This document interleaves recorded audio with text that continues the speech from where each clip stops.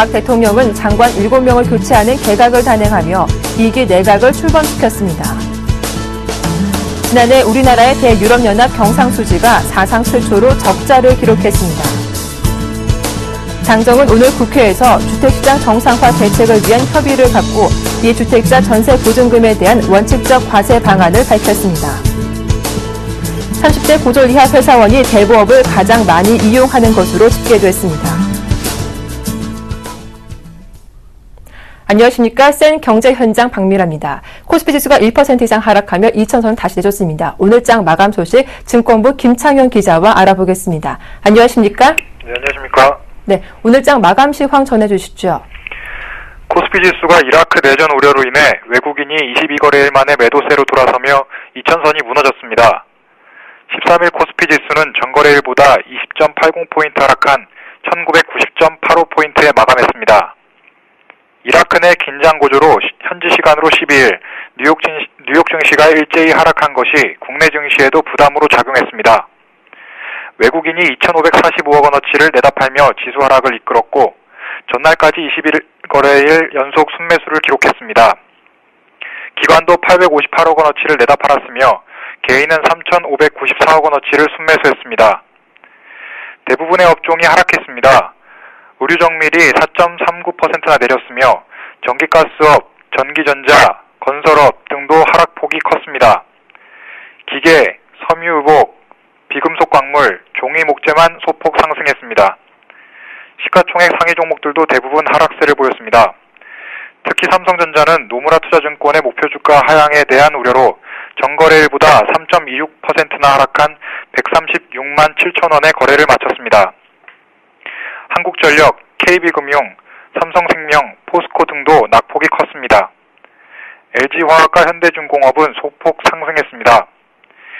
이경민 대신증권연구원은 이라크 내전에 대한 우려로 국제유가가 급등하면서 주식시장의 변동성을 자극했다며 이로 인해 외국인은 현선물 매도로 전환했으며 국내 기관도 매도에 가세하면서 지수가 하락했다고 설명했습니다. 이 연구원은 특히 노무라에서 삼성전자의 실적 추정치와 목표 주가를 하향하면서 삼성전자가 3% 이상 급락세를 기록했다며 원화 강세 우려가 실적과 목표 주가 하향의 원인이라는 점에서 환율 변동성에 민감한 주식과 실적 불확실성이 여전한 종목들 중심으로 낙폭이 확대되는 양상이라고 분석했습니다. 코스닥 지수는 전거래일보다 0.20포인트 상승한 536.34포인트의 거래를 마쳤고 원달러 환율은 서울 외환시장에서 전거래일보다 0.10원 오른 1017.80원에 마감했습니다. 중동 리스크가 다시 불거지면서 정유와 화학은 호재를 보인 반면 건설과 항공에서는 악재를 보였다고요? 네. 이라크에서 내전이 확산할 조짐이 보이자 증시 전문가들은 이라크 내전이 정유지대인 남부 지역까지 퍼지면 국내 증시의 발목을 잡을 악재가 될 수 있을 것으로 내다보고 있습니다. 13일 금융투자업계에 따르면 다시 불거진 중동 리스크가 정유와 화학주에는 호재로 작용하는 반면 건설과 항공은 악재가 될 것으로 전망되고 있습니다. 전날 이라크 내전이 커질 조짐에 국제유가가 일제히 오르며 미국 증시가 하락했습니다. 서부 텍사스산 중진류는 전거래일보다 2.04% 오른 106.53달러를 기록했고 북해산 브렌트유, 두바이유 등의 가격도 상승하며 이라크 내전 상황을 반영했습니다. 업계에 따르면 지난해 우리나라의 원유 수입 비중은 이라크가 9.3%에 달해 국내 대부분의 업종이 영향을 받는 것으로 나타났습니다.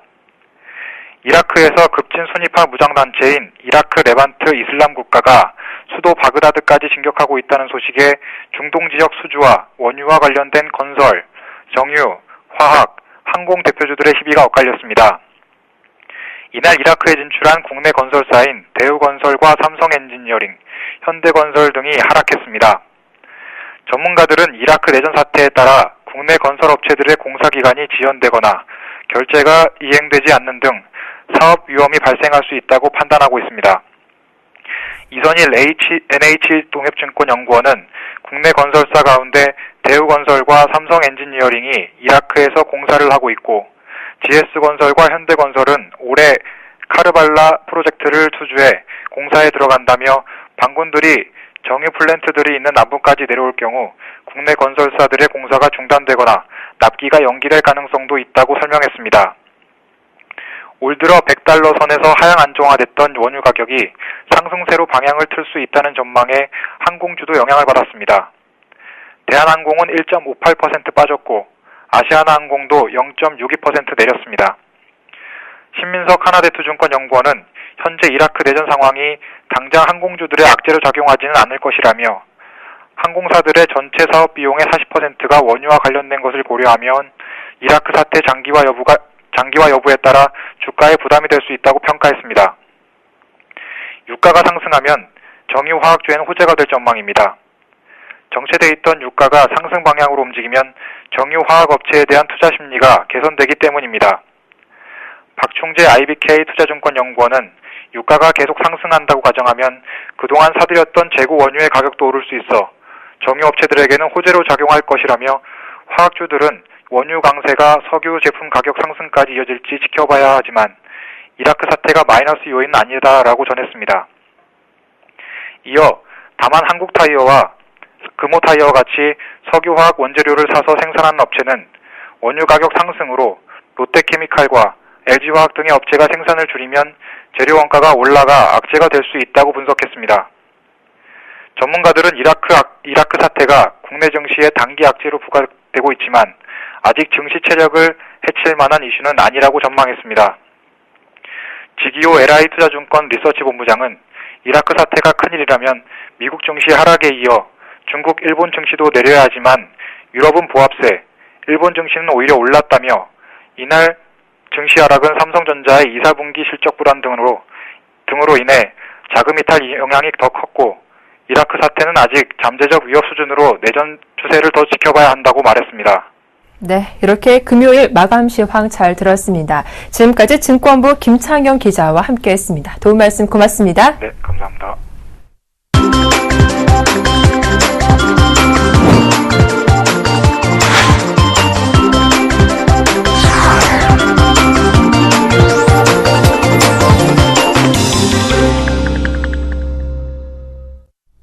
오늘의 주요 뉴스입니다.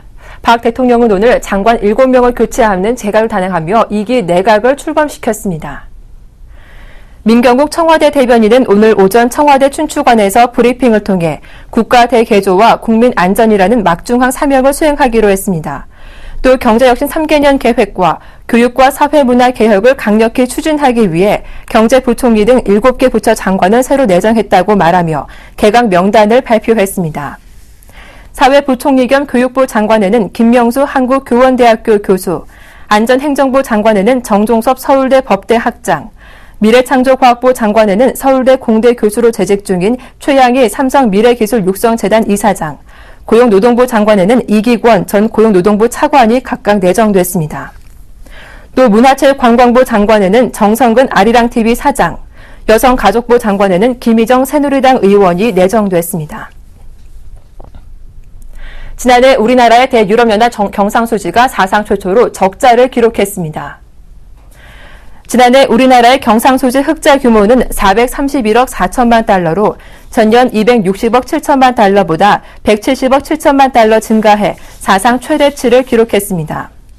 그러나 대유럽연합 경상수지는 25억 7천만 달러 적자로 지난 1998년 지역별 경상수지 통계가 나오기 시작한 이후 처음 적자로 돌아섰습니다.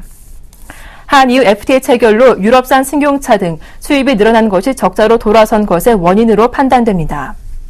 대EU 수출은 2012년 710억 달러에서 686억 달러로 줄어든 반면 수입은 583억 달러에서 608억 달러로 늘어났습니다. 노충식 한은경제수지팀장은 한EU FTA 효과로 승용차 기계류, 정밀기기 수입이 증가했고 중동 정정 불안으로 에너지 수입을 다변화하면서 EU로부터의 수입이 전반적으로 확대됐다고 설명했습니다. 당정은 오늘 국회에서 주택시장 정상화 대책 협의를 갖고 예주택자 전세 보증금에 대한 원칙적 과세 방안을 밝혔습니다. 하지만 세법 개정안을 국회 제출하기 전에 각종 공제 혜택 등을 추가로 부여해 세 부담을 경감하는 방안도 마련키로 했습니다. 정부는 또 지난 2월 주택 임대차 시장 선진화 방안을 발표하면서 분리 비과세 적용 대상을 2주택 보유자면서 임대수익 2천만 원 이하로 정했지만 이번 당정협의에서 주택수에 관계없이 임대수익 2천만 원 이하의 혜택을 주기로 했습니다. 김낙회 기획재정부 세제실장은 이에 따른 세수 영향에 대해 기존에 세금을 정상적으로 내고 있던 8만 3천 명의 납세자들은 세금과 건강보험료 경감을 받게 된다고 밝혔습니다. 다만 지금까지 세금을 내지 않던 사람들이 과세 대상이 되는 경우도 있기 때문에 세수가 늘거나 줄지는 않을 것이라고 말했습니다. 30대 고졸 이하 회사원이 대부업을 가장 많이 이용하는 것으로 집계됐습니다. 한국금융대부협회가 대부금융 이용자 3,249명을 상대로 설문조사를 한 결과 이같이 밝혔습니다. 연령별 대부업 이용자는 30대가 1,110명으로 가장 많았고 40대가 866명으로 뒤를 이었습니다. 대부업 이용자의 학력별 현황은 고졸 이하가 전체 절반이 넘는 1,728명으로 가장 많았습니다. 고졸 이하가 차지하는 비율은 2010년부터 54에서 57% 수준으로 5년째 높은 수준을 유지하고 있습니다.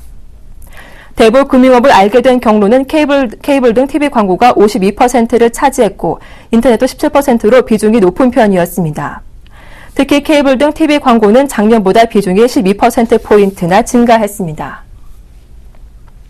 닭고기 산지 가격이 월드컵 호재와 삼복 더위에도 낮은 수준을 유지할 전망입니다.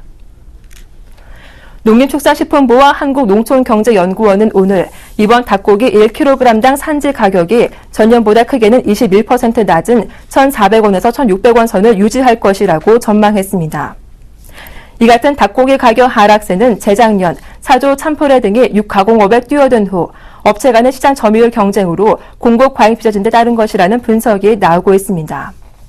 실제로 6월 닭고기 공급을 위해 잡는 닭 개수는 전년 동기 대비 6.7% 늘어난 7,668만 마리에 이를 전망입니다.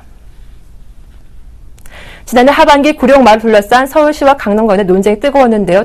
논쟁이 불거졌습니다. 자세한 소식 건설부동산부 김상훈 기자와 알아보겠습니다. 안녕하십니까? 안녕하세요. 네, 구룡마을 논쟁에 대해서 전해 주십시오. 네, 구룡마을은 강남구 개포동에 있는 서울의 대표 판자촌으로 유명한 곳인데요. 오세훈 전 서울시장 재임 시절 서울시가 이를 수용 방식으로 개발하겠다는 방안을 발표하면서 사업이 시작됐습니다. 문제는 시가 박원순 서울시장 취임 이후 개발 방안을 일부 환지 방식으로 결정하면서 강남구가 반발하고 나섰다는 점입니다. 특히 지난해 국정감사를 전후로 해서는 대토지주 종모 씨에 대한 특혜 논란까지도 불거졌었는데요. 당시 서울시 국감에 나섰던 이노근 새누리당 의원은 서울시의 구룡마을 개발 방식이 개발 비리의 전형이라고 할 수 있는 옛 수서비리 사태와 판박이라는 다소 극단적인 주장까지도 내놓기도 했습니다. 네, 이 수용 방식과 환지 방식 차이가 어떤 것이기에 여전히 다툼이 계속되고 있는 건가요? 네, 통상 공공의 목적으로 개발하는 구역의 사업 방식을 두고 수용 사용 방식이라고 하는데요.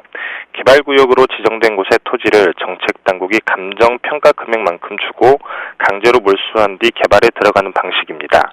개인의 재산권을 침해하기도 하지만 개발 이익을 수용자 측에서 독점하기 때문에 갈등이 심하다는 게 단점입니다. 갈등이 첨예한 재개발 사업지나 서부이청동 주민의 반대로 무산된 용산 개발이 바로 이 수용 방식으로 개발되는 대표적 사례입니다. 반면 환지 방식은 이 같은 문제점을 극복하기 위해 도입된 방안인데요. 기존 토지 소유주는 개발 이전의 토지 가격만큼 개발 이후에 땅으로 돌려받을 수 있습니다. 다만 환지 방식도 대토지주가 있을 경우 이 같은 개발 이익이 한 사람에게 집중되는 이른바 특혜 논란이 끊이질 않는다는 단점이 있습니다. 강남구도 이 지점에 대해서 서울시를 향해 지속적인 문제 제기를 해오고 있습니다.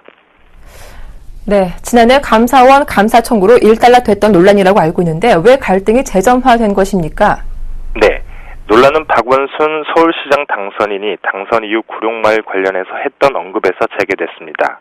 박 당선인은 지난 지방선거 이후 강남구가 받아들일 수 있도록 제3의 대안을 만들겠다고 밝힌 바 있는데요. 이를 두고 신현희 강남구청장이 2012년 당시 대외비 자료를 근거로 서울시가 여전히 특정인에게 특혜를 주는 일부 환지 방식을 고집하고 있다고 포문을 열었습니다. 네, 시한이 얼마 남지 않았다고 하던데요. 네, 그렇습니다. 2012년 8월 2일 구역 지정이 고시된 구룡마을 도시개발 사업은 오는 8월 2일까지 개발 계획이 확정되지 않으면 일몰제에 따라 자동으로 구역 지정에서 해제됩니다. 서울시가 이 같은 시안 때문에 12일 긴급 브리핑을 열어 확정된 일부 환지 방식의 개발 계획을 발표했는데요. 특혜 논란이 불거지지 않게 기존 토지주가 받을 수 있는 환지 토지를 최대 220제곱미터로 제한해 전체 토지의 2에서 5%로 낮추겠다는 내용입니다. 또 개발 계획 확정 이후는 강남구청장이 실질적인 인허가권을 쥐고 있는 만큼 강남구가 받아들이지 않는다면 직권 상정을 하지 않겠다는 방침도 밝혔습니다. 다만 여전히 강남구청은 환지 방식은 설사 일부이더라도 받아들일 수 없다는 입장이어서 진통이 예상되고 있습니다. 네, 오늘 말씀 잘 들었습니다. 지금까지 건설부동산부 김상훈 기자와 함께했습니다. 고맙습니다. 감사합니다.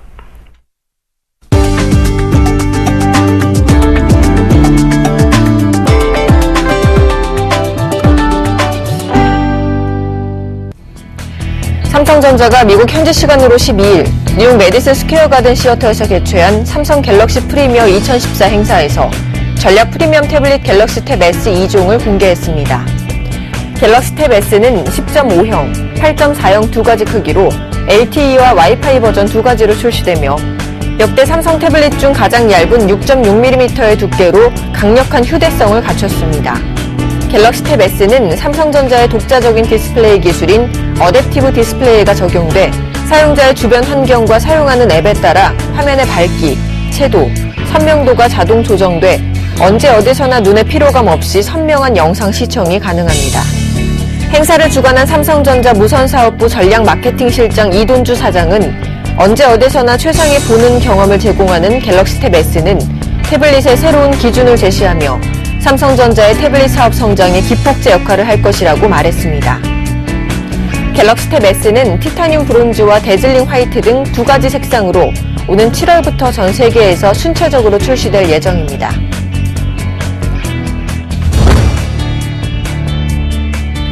제기어 코리아가 2014 부산 모터쇼에서 화제를 모았던 F타입 쿠페의 공식 판매를 오는 13일 시작했습니다.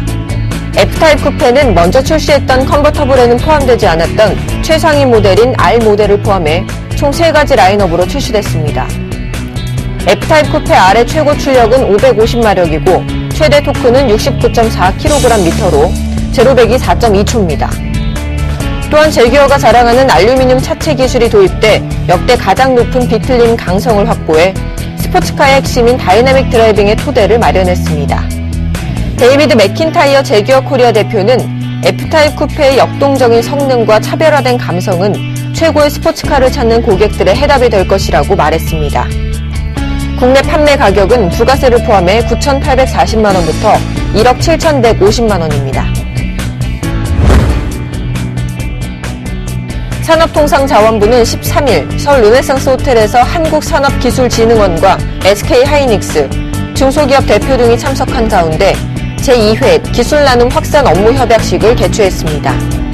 이 행사에서 SK하이닉스는 대기업 최초로 240건의 기술을 산업부에 위탁했습니다. 이 중 41개의 기술이 15개 중소 중견기업에 무료로 이전됐습니다. 양도된 기술은 반도체 분야에서 국내외 국가에 출원 또는 등록된 특허 기술로 이를 넘겨받게 될 중소 중견 업체들은 기술 활용 의지와 구체화된 사업 계획이 있는지 등을 검토해 선정됐습니다. 이날 산업부와 한국산업기술진흥원, SK하이닉스는 기술 이전을 위한 업무 협약을 체결했고 앞으로 실질적인 협력 체계를 구축하자는 양해 각서도 맺었습니다. 내년부터는 특허뿐 아니라 대기업 또는 공공연구기관이 보유한 아이디어와 사업 노하우도 이전 대상이 될 수 있도록 범위를 넓힌다는 방침이며 이를 통해 산업부의 기술은행에 각종 기술을 모아두는 기술풀을 구축하고 창업자나 벤처기업 등과 공유하도록 할 예정입니다. 센 경제 현장 여기서 마치겠습니다. 고맙습니다.